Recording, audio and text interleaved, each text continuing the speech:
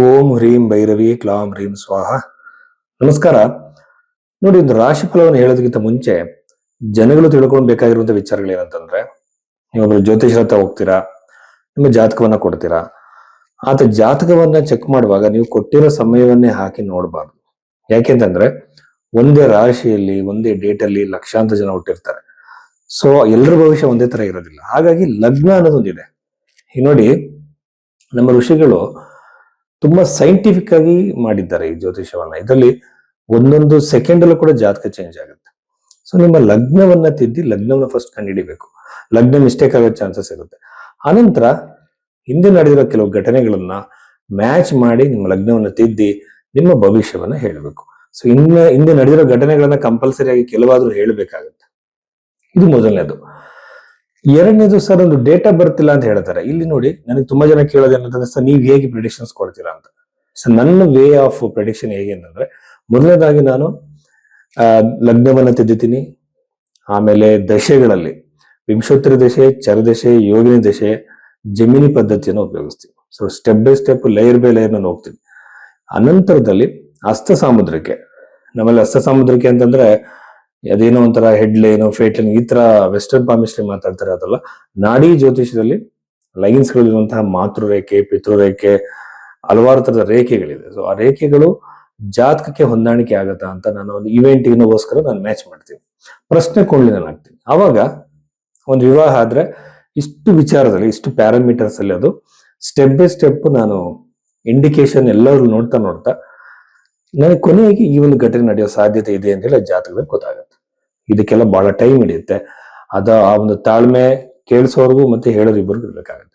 So ಈ ರೀತಿ ಹೇಳಿದಾಗ ಸೈಂಟಿಫಿಕ್ ಆಗಿ ಜಾತಕ ಫಲ ನಿರೂಪಣೆ ಕರೆಕ್ಟ್ ಆಗುತ್ತೆ. ಅದು ಬಿಟ್ಟು ನಾವು ನ್ಯೂಮರಾಲಜಿ ಪ್ರಕಾರ ನೀವು ಯಾವುದೋ ಒಂದು ಪೂಜೆ ಹೇಳ್ಬಿಡೋದು, ಯಾವುದೋ ಒಂದು ಪ್ರೆಡಿಕ್ಷನ್ ಹೇಳೋದು, ಅದರಲ್ಲಿ ಎರಡು ನಿಜ ಆಗತ್ತೆ, ಅವ ಜ್ಯೋತಿಷರಿಗೆ ಮಹಾವಿದ್ಯೆ ಕಲ್ತಿದ್ದಾರೆ ಅಂತ ಅನ್ಸೋದು, ಇವೆಲ್ಲ ತಪ್ಪು.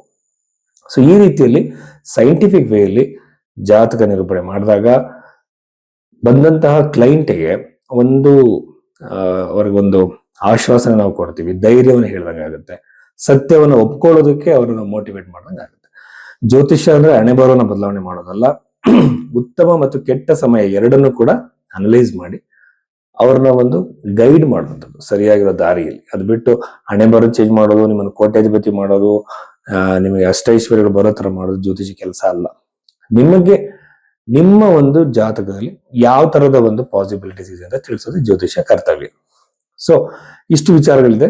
ಸೊ ಈಗ ನಾವು ನಿಮ್ಗೆ ಈ ತರ ಜಾತಕವನ್ನು ತೋರಿಸ್ಕೊಬೇಕಾಗಿದ್ರೆ ಭೈರವಿ ಅಷ್ಟೋದಲ್ಲಿ ನೀವು ಇದನ್ನ ಬುಕ್ ಮಾಡಬಹುದು. ಮೀನ ರಾಶಿ 2026 ಮಾರ್ಚ್ 15ನೇ ತಾರೀಕಿನ ನಂತರ ವಾರ ಫಲದಲ್ಲಿ ಮೀನ ರಾಶಿಯಲ್ಲಿರುವಂತಹ ಪಾಸಿಟಿವ್ ನೆಗೆಟಿವ್ ವಿಚಾರಗಳನ್ನ ನೋಡೋಣ.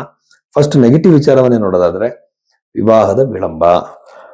ಸಂಬಂಧಗಳು ನೋಡ್ತಿರ್ತೀರಾ, ಸಂಬಂಧಗಳು ಸೆಟ್ ಆಗಲ್ಲ, ಅನಾವಶ್ಯಕ ಟೆನ್ಷನ್ಗಳಾಗತ್ತೆ, ಇವೆಲ್ಲ ಸಾಧ್ಯತೆಗಳಿದೆ. ಆಮೇಲೆ 3ನೇ ಮನೆಯಾಧಿಪತಿ, ಅಷ್ಟಮಾಧಿಪತಿ ಲಗ್ನದಲ್ಲಿ ರಾಶಿಯಲ್ಲಿ ಇರುವಂತದ್ದು ಆರೋಗ್ಯವನ್ನ ಕೆಡಿಸ್ತಾನೆ.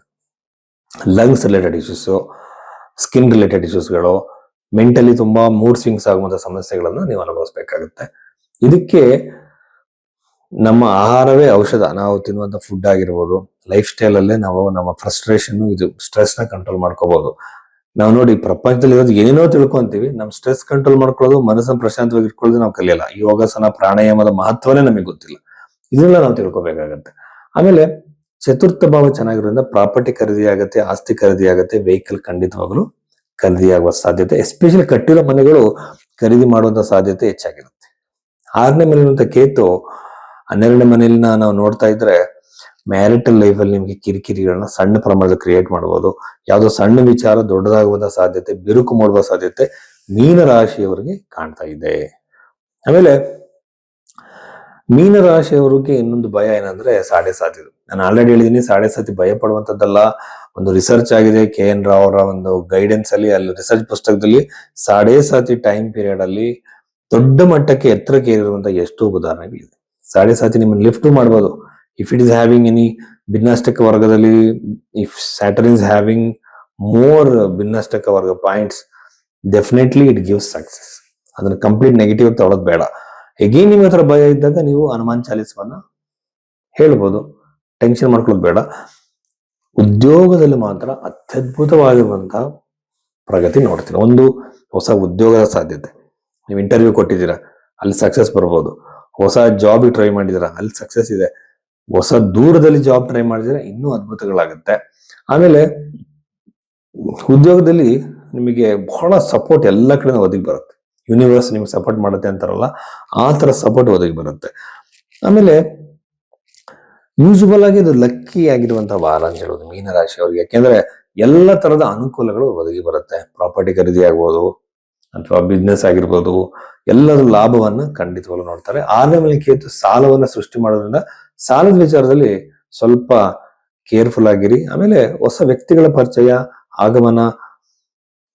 ಈಗ ನೋಡಿ, ಮನುಷ್ಯ ಸ್ವತಂತ್ರನಾಗ್ತಾ ತನ್ನ ವ್ಯಕ್ತಿತ್ವ ಹೊರಗಡೆ ಬರ್ತಾ ಬರ್ತಾ ಜನಗಳ ಜೊತೆ ನಾವು ಬೆರೀತಾ ನಾವು ಆಧ್ಯಾತ್ಮಿಕ ವ್ಯಕ್ತಿಗಳಾಗ್ತಾ ಹೋಗ್ತೀವಿ. ಸೊ ಇದು ಮನುಷ್ಯ ತಾನು ಎವಾಲ್ವ್ ಆಗ್ಬೇಕಿತ್ತು, ವಿಕಾಸವಾಗ್ತಾ ಹೋಗ್ಬೇಕು.